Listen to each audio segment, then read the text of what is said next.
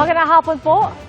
Sumiklab nga po ang malaking sunog sa Parola Compound sa Manila na ngayon nakataas na sa Task Force Charlie. Siksikan ang komunidad at gawa sa light material sa karamihan sa mga bahay roon. At nakatutok live si Jamie Santos. Jamie. Pia Ivan, nagpapatuloy nga ang pag-apula ng mga bumbero sa sunog na sumiklab sa isang residential area dito nga sa Parola Compound, Binondo, Maynila. Sa laki at bilis ng pagkalat ng apoy, nakataas na ang Task Force Charlie ngayong 5:50 ng hapon. Nagkandara pa ang residente ng Barangay 275, Parola Compound, Binondo, Maynila nang lumagablab ang apoy pasado alas 3 ng hapon kanina. Kanya-kanyang hakot ang masasalba nilang gamit. Sunod-sunod ang dating ng mga truck ng bumbero para rumisponde sa sunog. Sa sikip ng lugar, hirap ang mga ito na pasukin ang focal point ng sunog. Tumulong na ang mga residente na magbuhos ng tubig sa mga nasusunog na bahay. Patuloy ang operasyon ng Bureau of Fire Protection o BFP at fire volunteers upang mapigilan ang pagkalat ng apoy. Mabilis itong kumalat sa siksikang komunidad at mga kabahayan na karamihan gawa sa light materials. Kaya ilang minuto lang, iniakyat na ng BFP sa Task Force Bravo ang sunog. Ibig sabihin, kailangan ng karagdagang puwersa ng mga bumbero mula sa karatig lungsod. Malayo pa lang, tanaw na ang makapal na usok na bumabalot sa mga bahay. Sa ibabaw ng Delpan Bridge, kita ang paglamon ng apoy sa mga bahay na kumakalat hanggang sa mga bahay sa tabi ng Manila Bay. Wala pang opisyal na ulat kung ano ang pinagmulan ng sunog at kung may nasugatan o naapektuhan. Pia Ivan, dahil nga masikip yung lugar, yung maliliit na fire truck, yung nakapwesto sa harapan, naging diskarte nga ng mga bumbero yung pagdugtong-dugtongin yung kanilang mga hose para maapula yung sunog. Isa pa sa naging pahirap sa kanilang operasyon, yung malakas na hangin. At yan yung latest mula rito sa Maynila. Balik sa iyo, Ivan. Jamie, kani-kanina lang, 5:15 itinaas ang Task Force Charlie. May indikasyon ba na lumalaki o kumakalat pa ang apoy at posibleng itaas pa ang alarma? Sa pagtingin natin, Ivan, dahil nga doon sa makikita nyo sa akin likuran, napakalakas pa nung hangin. Kaya nahihirapan din yung mga bumbero sa pag-apula nung itong sunog nga na tumutupok dito sa mga bahay. At karamihan doon sa mga bahay na doon sa may bandang harapan ay gawa sa light materials. Kaya nahihirapan pang apulahin yung sunog ng mga bumbero. Kaya hindi pa natin masabi kung matatagalan pa o madedeklara na ng mga BFP na under control yung sunog. Ivan. May paunang estimate na ba ang mga bumbero kung ilan ang bilang ng mga pamilyang apektado o nasunugan? Ivan, sa mga oras na ito, hindi pa tayo nabibigyan ng impormasyon kung gaano karami yung pamilya at individual na apektado ng sunog na nangyayari ngayon dito sa Parola Compound. Ivan. Ingat at maraming salamat, Jamie Santos. Armed and dangerous ang turing ng National Bureau of Investigation sa tinutugis ngayon si Senator Ronald Bato de la Rosa. Aminado pong NBI na malaking hamon sa kanila ang paghahanap sa senador. Nakatutok si Jonathan Andal. May dalang protective vest at mga bag ang babaeng kasama noon ni Senador Ronald Bato de la Rosa na lumabas ng Senado ilang oras matapos ang putukan noong May 13. Sabi ni National Bureau of Investigation o NBI Director Melvin Matibag, posibleng may lamang baril ang mga bag. Kaya ang turing na nila ngayon sa anilay puganteng senador. Yung armed and dangerous, ang sinasabi namin dito, lahat naman nga po ng target for the service of warrant.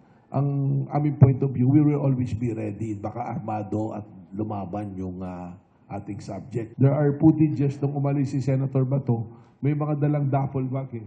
So there is a suspicion na baka mga baril yun. At the same time, what happened doon tayo sa Senado, it shows yung factor na yan na maaaring talagang armado po yung tao na ito.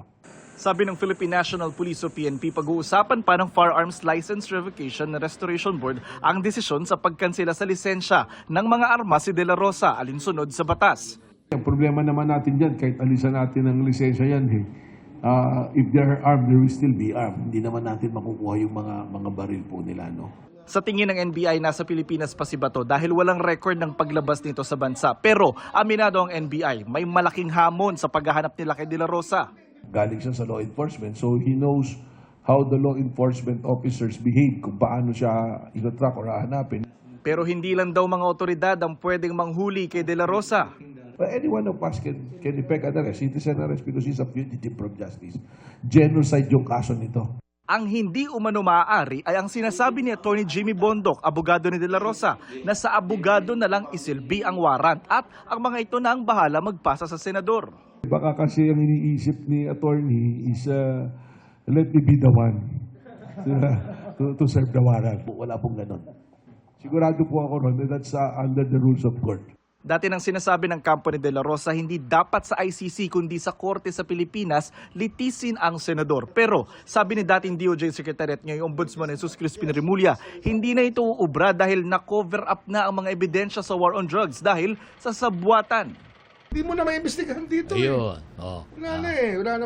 Kahit na isampina mo lahat yan, Ayun. wala na mangyayari dyan. Ayun. So, Oo. talagang doon na. Complicit lahat eh. Pero sa DOJ tayo, Oo. hinihingi natin ng figures. Oo. Isang buwan na, wala pa yung figures sa atin. Hindi pa man naisisilbi ang arrest warrant kay De La Rosa, may mga susunod na raw na posibleng maaresto ayon sa NBI. We have information that there are severals na ma-issuean pa ng warrant ng ICC. Jonathan Andal, Nakatutok, 24 Oras. Nagpapanggap na trabahador at saka nananalisi. Ganyan ang modo sa isang lalaking tumangay ng pera mula sa ilang negosyo sa General Santos City. Ang nahulikam na pagnanakaw tinutukan ni JP Soriano. Abala ang lalaking puti sa pagsusukat ng mga pader sa tindahan ng cellphone parts na ito. Anya, inutusan siya ng may-ari na magsukat para sa ikakabit na estante sa tindahan. Nanghiram pa siya ng panulat at inutusan ang tinderang ilista ang kanyang sinusukat. Magkuan daw siya diri sukat-sukat sa amin kung unsa ba, pero iyang ginasulat kay PH, PY ug nangayo pod siya 3,800 sa ako. Pero ang lalaki na nagpakilalang glass installer, kawatan pala.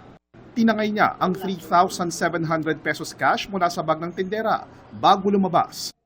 Nangyari yan Martes ng hapon sa Barangay Dadyangas East sa General Santos City. 3 araw bago yan. Sabi ng pulisya, nahulikam din ang parehong lalaki sa isang kainan sa Barangay Dadyangas South. Ipinaling pa ng salarin ang CCTV para hindi siya makita. Pero di na malayang may CCTV din sa kusina kung saan siya pumasok at tinangay ang halos 2,000 pesos na kita ng tindahan.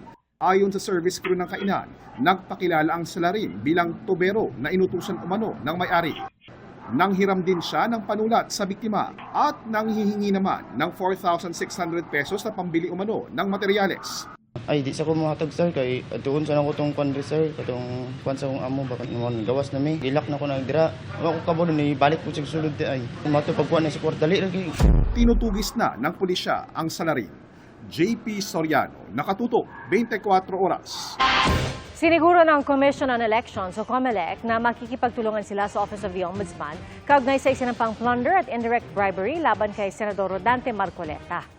Nag-ugat ang reklamo sa 75 million pesos na donasyon kay Marcoleta noong nakaraang taon na hindi umano idineklara ng senador sa kanyang Statement of Contributions and Expenses. Ang katwiran noon ni Marcoleta, natanggap niya ang pera bago pa ang simula ng campaign period.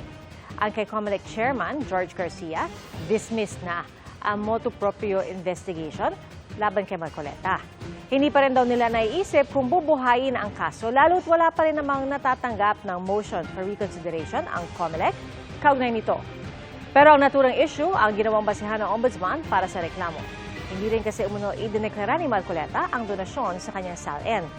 Dawit sa reklamo ang 3 pinanggalingan ng pera na sina dating Congressman Mike Defensor, isang Joseph Espiritu at isang Aristotel Baluyot.